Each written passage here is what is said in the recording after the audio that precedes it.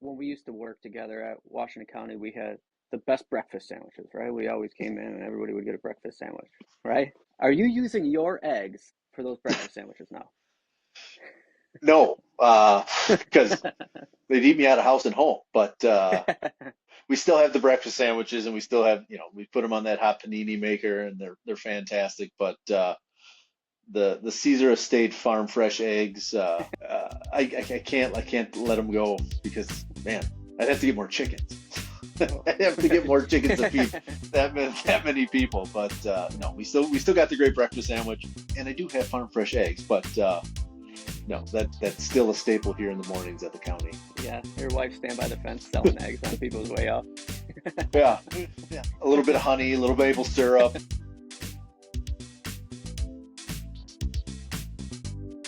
Welcome to the Approach Podcast. I'm Mike Quinlan, and today I have the privilege of speaking with Craig Czerniejewski, who is the clubhouse manager and head golf professional at Washington County Golf Course in Hartford, Wisconsin. Hello, Craig. Good afternoon, Michael. How are you today? Not too bad on a gloomy, rainy afternoon here in November. 60 degrees, though. Not too bad. It is nice, but the end is in sight. It looks like tomorrow will be our last day of the season, and we'll be turning to indoor golf. Was that right? Planning to close the Yeah, golf course, or? yeah, the golf course is very saturated, and we're going to get rain the next 3 days. So we ran cart path only today. It'll be cart path only tomorrow. Then the temperature's going to drop. Obviously, the superintendent, Dave Yankee's done all his winter preparation. So as soon as you spray all the pesticides, if we can limit the amount of play on the golf course, the better the chemical does throughout the winter. Okay, well, makes for a nice week upcoming. I would imagine maybe a little break. Yeah, it's 2024 has been an amazing year. It's been very busy. Start off wet. The summer was very dry, a lot of play. Fall was beautiful, and everybody took advantage of the conditions here at the counties. To see the season come to an end is it was a great year, and it'd be nice to have a little bit of downtime before Simulator League starts in the beginning of the new year. All right, wonderful. Simulator League, that's always fun. It's something, everybody, the 10 foot gimmies, and I can't Absolutely. chip from 18 feet. There's no depth perception. Even though there's no weather, there's always an excuse. Absolutely. Manufactured. Uh, We'll get back to the golf course in a minute, but why don't you tell everybody a little bit about yourself for those people listening that don't know who you are? yeah, Craig Czerniejewski, clubhouse supervisor here, Washington County. This is my 11th season here. I've always been a public golf course, public linkser. Was at Nagawaki before Washington County here, and I was there for 13 years. That was kind of like my college days. Played for Morehead State, 98 to 2002. Even through high school, I worked for Milwaukee County at Oakwood. Then I worked for Johnson's Park in Racine's. Always been on the public side of golf, and I've always started as a range rat and worked my way all the way up to clubhouse supervisor. Very good. And I had the privilege of working with you at Washington County. In fact, you gave me my first job after I came back from New York, and that was a pleasure being there for a couple of years. I got to learn a little bit from you. And some of the things that I found really inspiring working for you was like the way that you were able to basically generate revenue. You always seem to have a knack for generating revenue. And then on top of that, you spoke about clubhouse expansion basically from the moment you walk through that door. And then all of a sudden, here it is 10 years later. I know the patio's been up for a bit now, but you got it accomplished. Yeah. Can you Well, talk that's a just little bit about that? that was one of the things that when I interviewed for this position, I remember Mike Cactro, who's since retired, and Dave Yankee, who's still here, asked, what did I see in regards to the future of Washington County? And I always just said it was a hidden gem in 13. Obviously, golf is in a completely different area than it was then in 2013. I think the boom of golf has come back kind of like that 1998 to 2000, the Tiger boom. But when I first got here, I kind of considered this golf course, even though the golf course is great, and it's always been great. They just weren't utilizing everything about the practice facility, the 3-hole course. If you take what this place has in the driving range, short game area, you can put it up against any golf course in the state, any practice facility, any of the major resorts, the Erin Hills, Sand Valleys, and the Straits. And sometimes I think, it's better than some of the private facilities that are in the area. And I just said, we got to utilize this better in terms of growing the game of golf for juniors and women. And if we take advantage of that, more people are going to play this golf course because they're getting into the game in a less stressful environment of short game area and 3-hole course. So it's just, I saw it and then I brought it up then and kind of been plugging away at that concept ever since being here. So a lot of times, I mean, you are a very accomplished golfer as well, right? So I feel like that idea of vision to completeness or completion is kind of a thing, right? And it feels like something that you learned earlier in life rather than just talking about, Washington County Golf Course. I feel like this is something that came along with Craig instead of it being there and then, Craig just happened to be there. I feel like you brought that. Can you think of anything in the past like that made you feel like how did you develop that before you got there? Well, that probably started in my Waukesha County days. When I first started teaching there at Nagawaki in '07. So I got there in 2000. I was playing mini tours. I was still in college. Well, I was in college till 2002, and then I was playing mini tours from '03 to '07, and I was kind of bouncing back and forth. But when I started to get the idea that I was going to teach that, Waukesha County had 3 golf courses, and Nagawaki was the only one that had a driving range.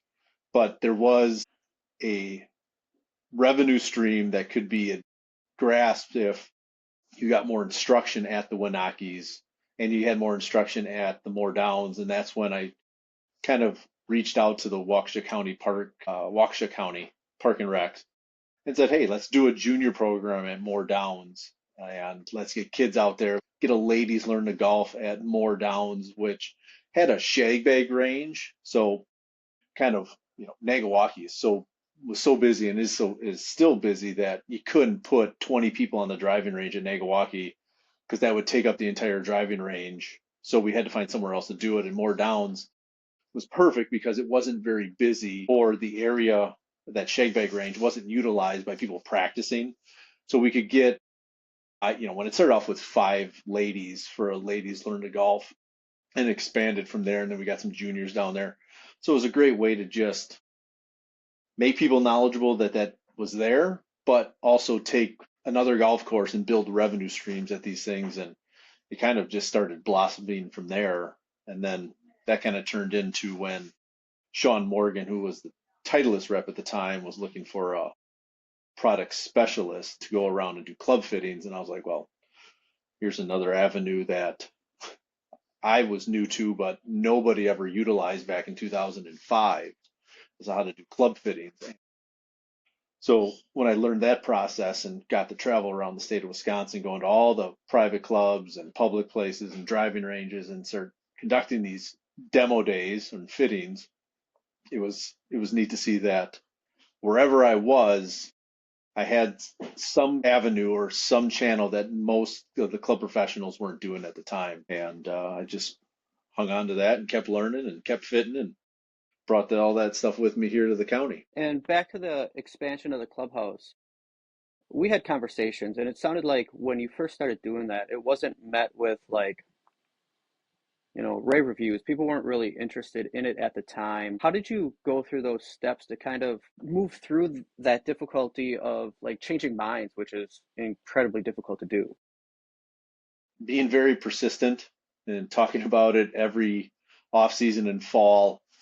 The south end of the golf course that faces the main product here at Washington County Golf Course. So the clubhouse faces south, and you see 90% of the golf course, and you can see Holy Hill, and you can see the Kettle Moraine.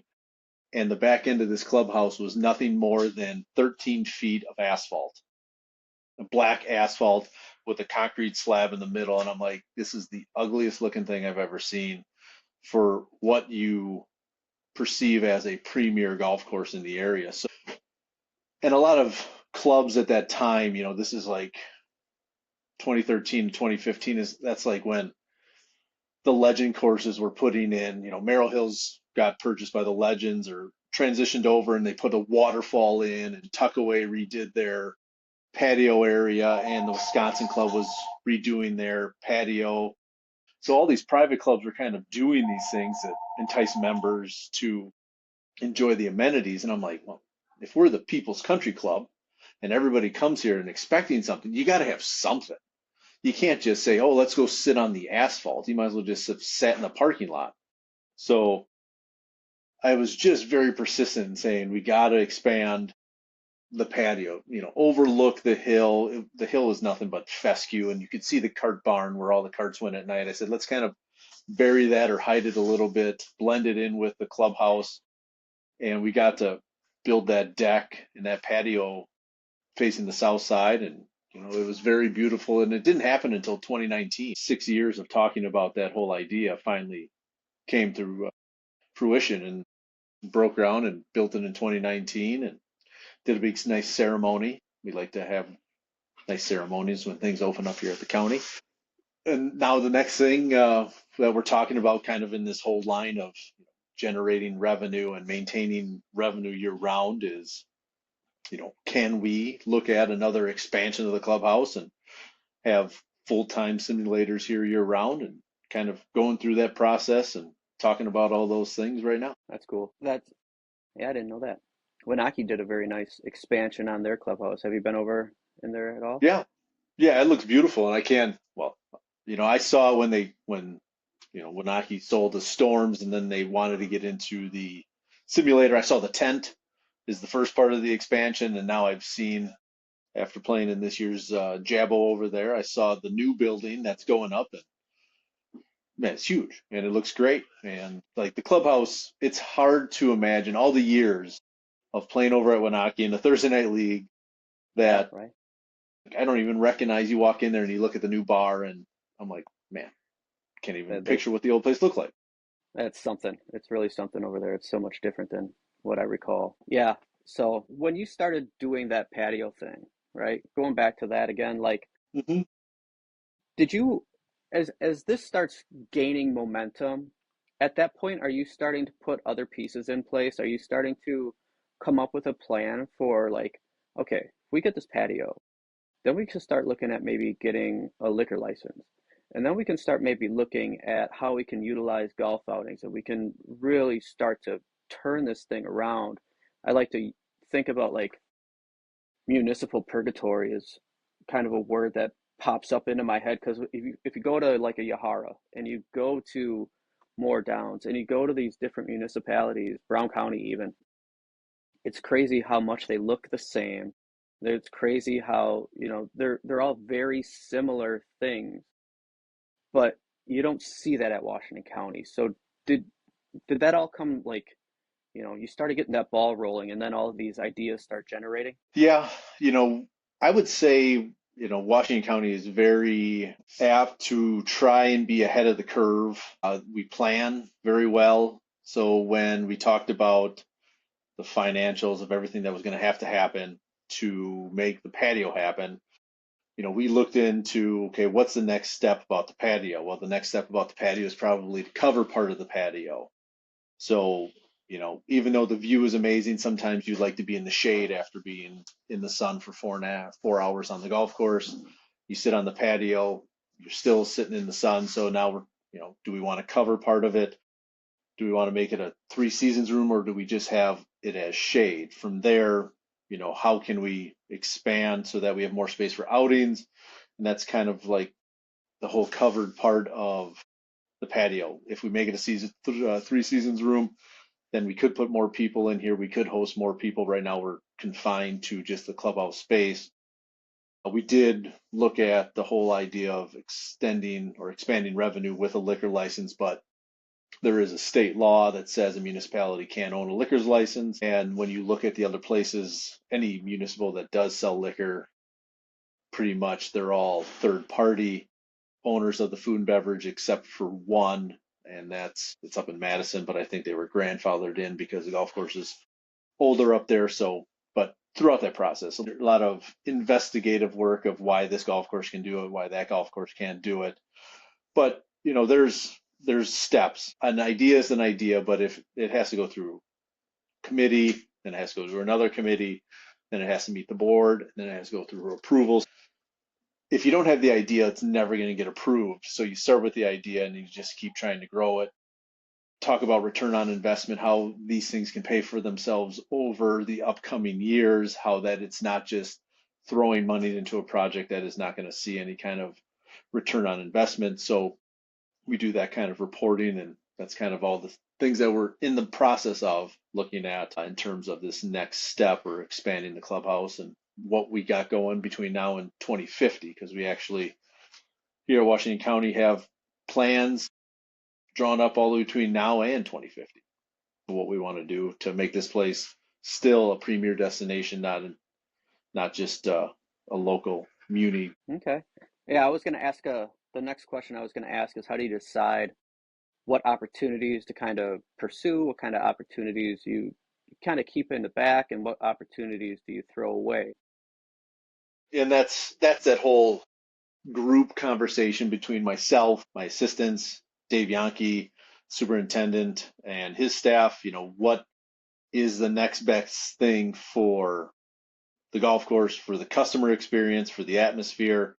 And then, Dave and I will have this conversation, then we'll bring in our supervisor, and then we'll talk about, you know, are these things feasible in terms of the picture of the with the county and everything. So it's a very large team effort to keep this process going, to kind of keep enhancing the experience here at the county. All right. So you're also a very good golf instructor, and you've brought up so many great things right now about, you know, vision to completion. What do you think a golfer, regardless of ability, can take out of these topics that we've just spoken about on how you've turned around Washington County or not necessarily turned around, but transformed Washington County golf course? What can that golfer take out of those to improve their golf game? You know, a golfer, anybody looking to get better at golf has to kind of see how they want to go about this.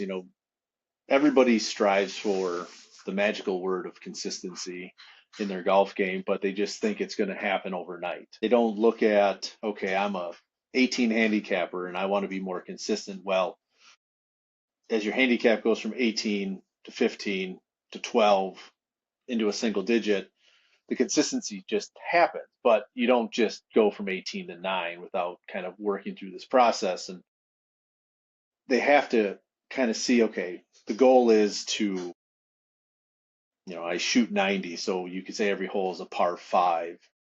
How do we incorporate some more furs? How do we incorporate a three into the score and eliminate some of the higher ones to offset those lower scores? In an age in which everybody gets everything immediately, it's very hard to talk about that concept of we're going to work at this. There is a blueprint, there is a path to follow, and if we stick to this path, then you will get your goals. I probably ask every student I meet or every client to tell me, what is a goal other than being more consistent? Do you want to break 80? Do you want to break 85? Do you want to break 90? Do you want to break 70?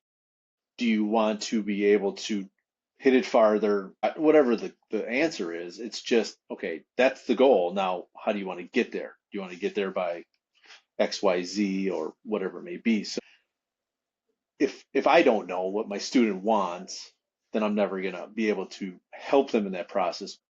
I try to explain to them, this is how we're going to get there. This is how we're going to do this over 5, 10 lessons.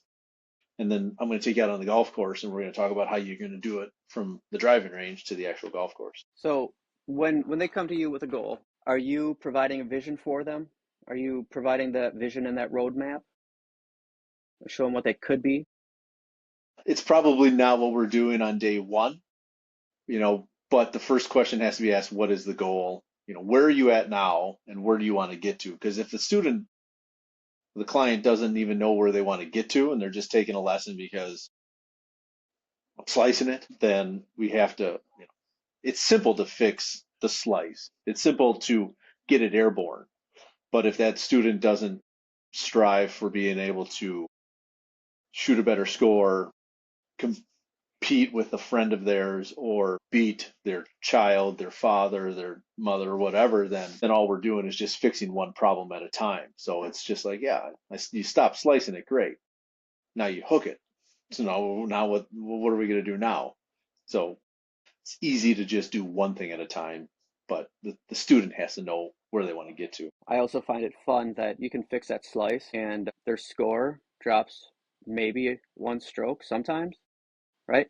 So there's so much more to shooting good scores, but it's focused on that slice instead of score. It's interesting.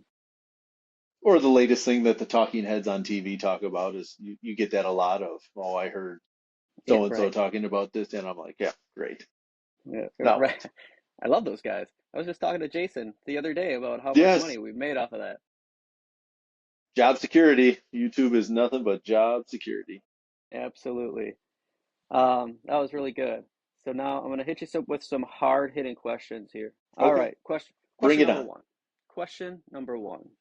Club fitting is Yes, nothing. Well, more recently, club fitting has turned into nothing but a ploy by the manufacturers to sell more golf equipment, and the golfer would be much better off spending $500 on golf lessons. yes. So I get asked the question a lot because, people are, people are looking to get fit, but the question is, should I get fit or should I take a lesson? And more times than not, I say during a fitting, I said every fitting has a lesson. Rarely do any fitters get an opportunity to have somebody come in who stripes it every time. So what you're doing as a fitter is a lot of times is you're kind of seeing this hypothetical of, if this person was playing at its, swinging better, how that swing would look and how we're going to optimize that. Once you take a student or you've had somebody who's had lessons, a fitting is very beneficial because a lot of times when they got their first set of clubs, fittings weren't even around. So if you look at fittings for people who bought everything off the shelf and have a standard length, standard lie, they will have a mass improvement in how they can optimize their shot shape and hit better shots with something that's built for them. Even if it's just altering their clubs and changing their current lie angle, they may see a huge improvement.